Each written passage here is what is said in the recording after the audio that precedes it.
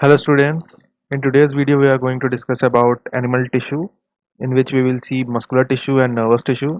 In our previous videos we have already discussed about plant tissue in which meristematic tissue and permanent tissue as well as in animal tissue we have discussed epithelial tissue.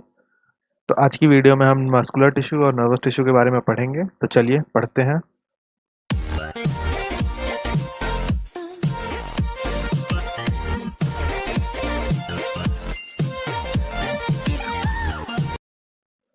Muscular tissue consists of all the muscles of the body of an animal.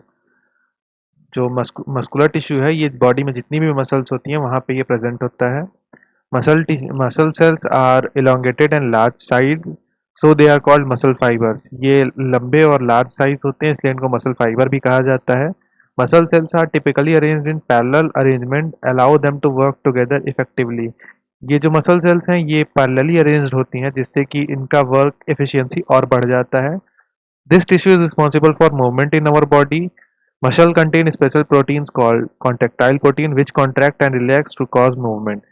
इसी tissue की help से body में movement होती है। जो भी movement हम कर पा रहे हैं वो हमारी मस्कुलर टिश्यू की वजह से है और इस मसल में कॉन्ट्रैक्टाइल प्रोटीन होता है जो कि कॉन्ट्रैक्ट और रिलैक्स होके बॉडी में मूवमेंट करता है।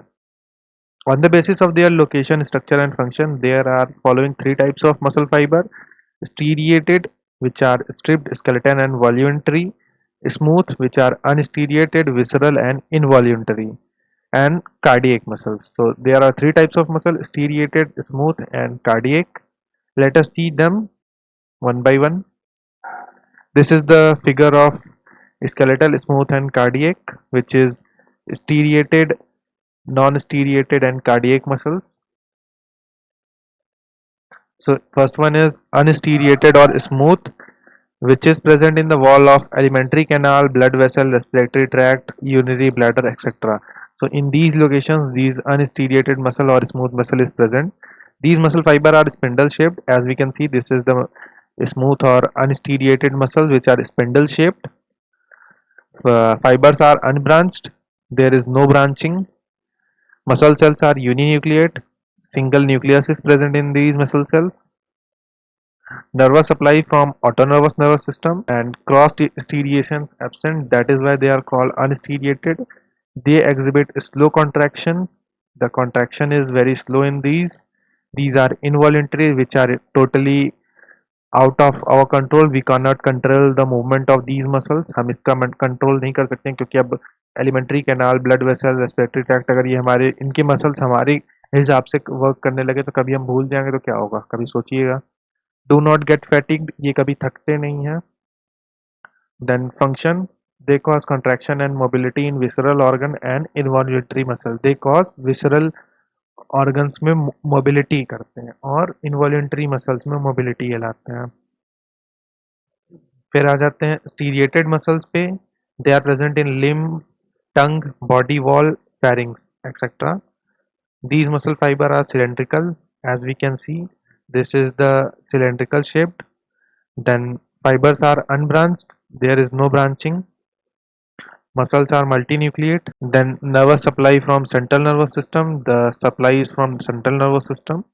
And then dark and light bands are present. Cross striations which cause the movement. Exhibit rapid contraction. बहुत जल्दी जल्दी कॉन्ट्रैक्ट और रिलैक्स होते हैं। ये टोटली हमारे कंट्रोल में होते हैं इसलिए वॉल्यूंटरी इसको कहते हैं। दे गेट फैटिग्ड, ये थक भी जाते हैं। जैसे ज़्यादा एक्सरसाइज करने पे हमारे लिम्स थक जाते हैं तो उनका कारण ये है कि वहाँ पे स्टीरिएटेड मसल्स प्रेजेंट होते हैं।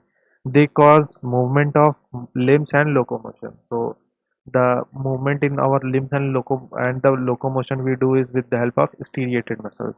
Then the third is cardiac muscle. As the name suggests, cardiac, so they are present in wall of heart. Muscle fibers are cylindrical. This is cylindrical shaped. Then fibers are branched. There is branching, you can see. Then nervous supply from both autonomous nervous system and central nervous system. So इनको nerve supply दोनों जगह से मिलती है। Cross striation and intercalated disc present, इसमें cross striation होता है और ये इंटरकैलेटेड डिस्क प्रेजेंट होते हैं। फिर एग्जिबिट रैपिड कॉन्ट्रैक्शन, इसमें जल्दी जल्दी कॉन्ट्रैक्शन होता है, ये टोटली इनवॉल्यूंटरी होते हैं। अब हमारे कंट्रोल में अगर रहे ये मसल, इसको हम अपने हिसाब से कॉन्ट्रैक्ट और रिलैक्स करा पाए, तो फिर पता चला हम कभी भूल गए और हमारी हार्ट बीट ही बंद हो गई। इसलिए ये टोटली इनवॉल्यूंटरी है। डू नॉट गेट फैटिग्ड, ये कभी भी नहीं थकते हैं। थक जाएंगे तो फिर पता चला गया काम खत्म, हार्ट अटैक।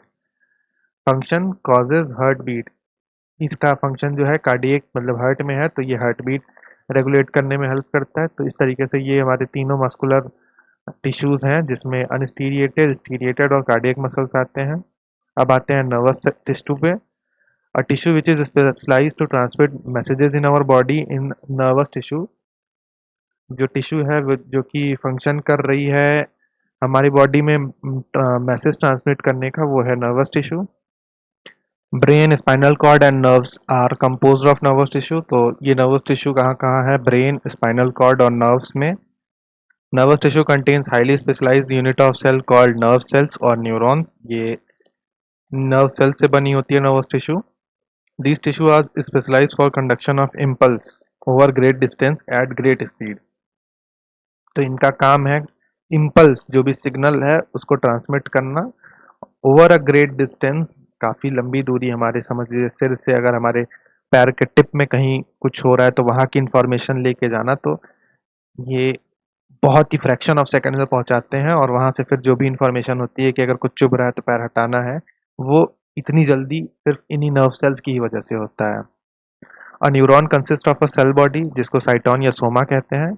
ये इस तरीके से ये सेल बॉडी है, इसको साइटोन या सोमा कहते हैं। With a nucleus and cytoplasm, इसमें एक न्यूक्लियस होता है और साइटोप्लाज्म होता है। From which long thin hair like part arise, जिसको डेंड्रॉन्स कहते हैं। इसमें से इस तरीके से हेयर लाइक प्रोजेक्शंस होते हैं जिसको डेंड्रॉन कहते हैं। Dendron further branch out to form dendrites, ये इस तरीके से निकला है और इसमें फिर फाइन फाइन और निकलते हैं जिसको डेंड्राइट्स कहते हैं। From the distal part of cyton arises a very long process called axon, यहाँ से डिस्टल पार्ट से ये एक लंबा सा एक्सॉन निकलता है जिसमें फिर आगे चल के एक्सॉन टर्मिनल्स होते हैं। इन्हीं एक्सॉन पे माइलिन शीट की कवरिंग होती है जिसे स्वान सेल्स कहते हैं। और ये माइलिन शीट बीच बीच में से छूटा हुआ होता है जिसमें जिसे नोड ऑफ रैनवियर कहते हैं। इसका फंक्शन क्या है? The nervous tissue is responsible for the reception and transmission of information between different parts of body. तो जैसा मैंने पहले ही बताया कि ये नर्व इम्पल्स को लेकर एक जगह से दूसरी जगह तक ट्रांसमिट करते हैं, रिसीव करते हैं कोई इन्फॉर्मेशन और उसको फिर ब्रेन या फिर जहाँ स्पाइनल कॉर्ड जैसा भी नर्वस सिस्टम है वहाँ लेके जाते हैं। The dendrites received impulse and the axon takes impulse away from the cell body. ये जो डेंड्राइट्स हैं ये रिसीव करते हैं, रिसीवर का काम करते हैं और फिर यहाँ से ये एक्सॉन इसको ट्रांसमिट करता है। इसी के पीछे अगला नर्व सेल लगा रहेगा जिसका डेंड्राइट इस वाले एक्सॉन से लेगा और फिर जैसे इसने लिया तो फिर ये अपने पीछे इसमें ट्रांसमिट करेगा। इसके पीछे फिर एक नर्व सेल लगी रहेगी जो इस डेंड्राइट से इंफॉर्मेशन लेगी और फिर आगे ट्रांसमिट करेगी। तो इसी तरीके से नर्व सेल से नर्व सेल, नर्व सेल से दूसरे नर्व सेल से होते हुए ये इन्फॉर्मेशन आपकी कंडक्ट होती है और काफ़ी हाई स्पीड में। तो आज की वीडियो के लिए इतना ही। आई होप आपको वीडियो अच्छी लगी होगी। अगर अच्छी लगी है तो वीडियो को लाइक करिए, चैनल पे नया है तो चैनल को जरूर सब्सक्राइब करिए, बेल आइकन दबाइए ताकि आपको हर वीडियो की नोटिफिकेशन मिलती रहे। मिलते हैं आपसे अगली वीडियो में, तब तक के लिए टेक केयर, पीस।